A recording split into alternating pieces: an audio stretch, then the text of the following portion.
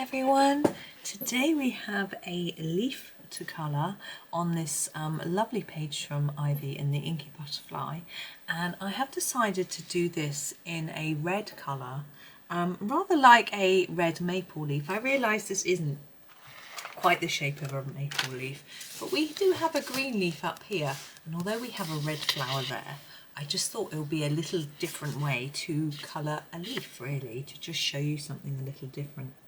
Now, having a look, I've done a little bit of looking at pictures of various red leaves because I just wanted to get the shade quite right. And it looks like this sort of orangey red.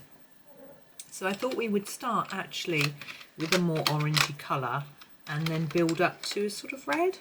I'm not sure quite how it'll work, but I'm going to just have a go and see. So I'm actually going to start with an orange lake and do a layer over the leaf, and then we can have a look afterwards at the reds.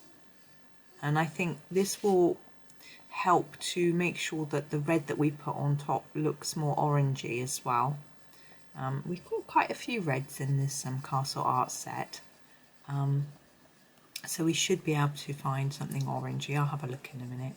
I say we, I'm doing this on my own. I always like to include you. So, but I don't know if you colour along or if you just watch or what really.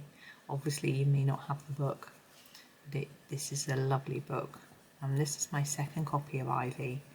I did really enjoy the first one, and I sort of, when I finished it, I put it away and I didn't really think about it, and I had other books to do. And then I was sort of thinking about what videos I could do, and I thought Ivy might be a nice one. And then I got back reacquainted with the book, and I absolutely love it. This is the red ochre. You can see it's this sort of orangey red, and I'm going to go again just over the top. Oh, we haven't done those little bits. I'm just going to do those in the orange. Oh, excuse me. Yeah, and now I'm redoing Ivy. I'm so enjoying it so much. It's such a lovely book. I think there are a few things for me which make it better. It's A4 in size, so it's slightly smaller than Johanna's regular books. And that means there's a little bit less to colour on each page, which means you finish them a little bit more quickly. And I feel it's a little bit less daunting when the page isn't so big. I agree that sometimes a small book isn't ideal because it means that you've got to colour really tiny details, and that can be difficult. And so if you are looking for a book with lots of details, a big page can help you.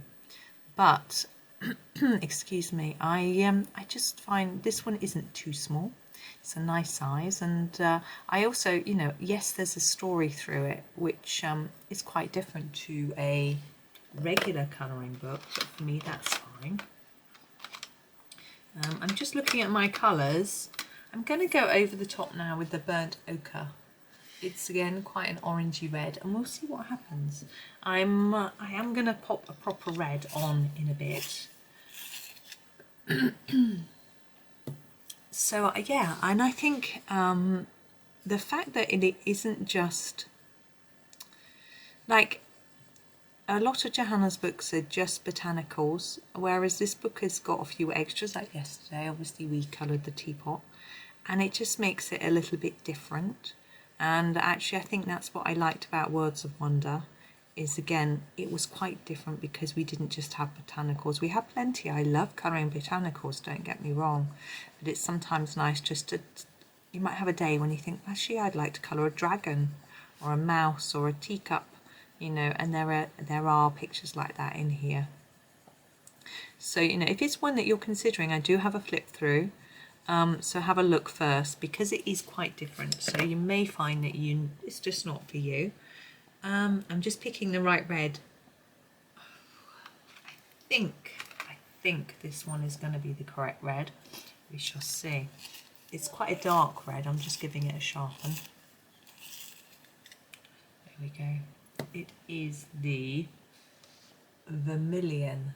Sometimes that's an orange in some, I think. I'm sure in Prismas, is it an orange? I don't know. I'm pretending I know something about Prismas. I don't really. I haven't used them much. I've got the very thins. I'm sure there's a Vermillion in the very thins that's orange. Anyway. But yes, I would always recommend having looking at a flip through of a book before buying. You should find that most books, particularly the popular, more expensive books, would have a flip through. And if not, look at reviews. Often, I'm actually a job I'm going to do in the next few weeks when I'm not making videos because I'm having a little rest from videos just because the children are home. I'm going to write reviews of the colouring books that I've got and share some of the pictures that I've done from them, because I think it's really useful for people not only to see blank pages, which you can do with a flip through, but also to see coloured pages so they can imagine what they can do with the page. Oh, I've just sharpened my lead away. Oh, my sharpener's too full of sharpening. Oh, sorry. There we go. We shall have another go at sharpening this pencil. This is the Indian red. It's quite a lot darker. Oh, I'm going to do some details. A lot of the leaves that I can see pictured on my search engine where I've looked up maple. Oh, it's broken again. Oh dear, I must be careless with my sharpening. They don't usually break.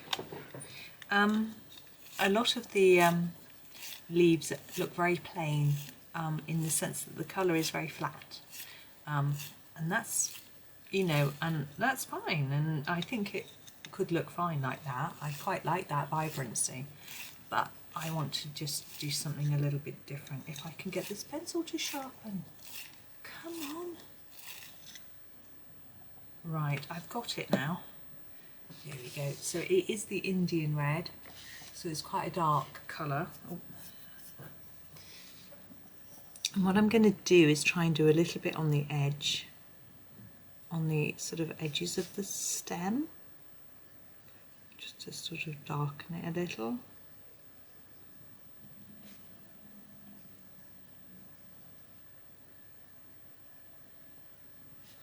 And all the way up now, I'll do a little bit on the edge of each of these. I think I'm going to go around the edge again on these, do these little tips, just try and fade it in, and the tip of that, just sort of highlight them really. I'm not really, I guess the highlight's usually lighter. Low light? I don't know. I don't really know. Just put some different colour there, really.